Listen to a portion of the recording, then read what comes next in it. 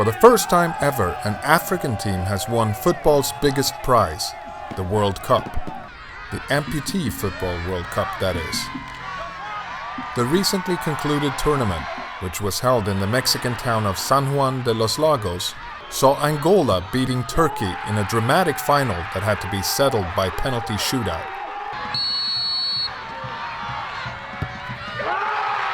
It was sweet revenge for the Angolans, who surprisingly reached the final of the last World Cup in 2014, only to then lose to Russia.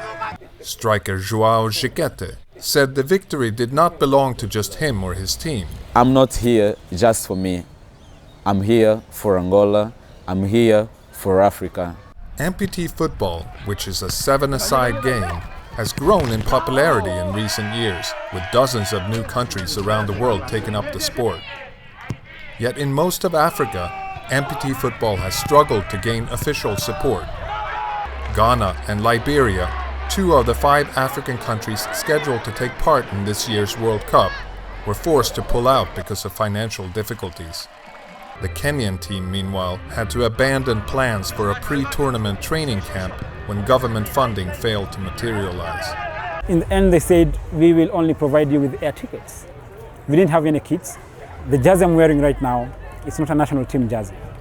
This is a Nairobi club, football club jersey. It's not the national colors.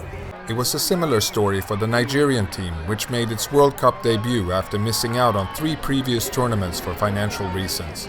With private funding arriving late, the Nigerian delegation had to be substantially trimmed, and most of the players only arrived on the day of their opening match after a grueling 55-hour journey to Mexico. Not surprisingly, the game against Brazil ended in a crushing defeat for the Nigerians. Still, the Nigerian team rebounded and made history by recording its first ever World Cup win against El Salvador, a previous tournament winner. Defender Sarafadin Olelekan Oyeleke says the future of amputee football in Nigeria is strong if the sport receives more support. We have a lot of amputees in Nigeria. Let's see how we can engage them. Let's see how we can have leagues also in Nigeria. The government needs to come in, private organization. We need everybody around this. The Kenyan captain, Dalmas Otieno, says more exposure for the sport will lead to changing attitudes about people with disabilities in Africa, who are often stigmatized at home. We should try and expose this game in the grassroots. Let's take it into the villages. Let people get to know about this sport. I think we can create awareness, and people will have a positive look or perspective with amputee people. The next Amputee Football World Cup will be held in Costa Rica in 2022. By then, organizers also hope to hold the first Amputee Football World Cup for women.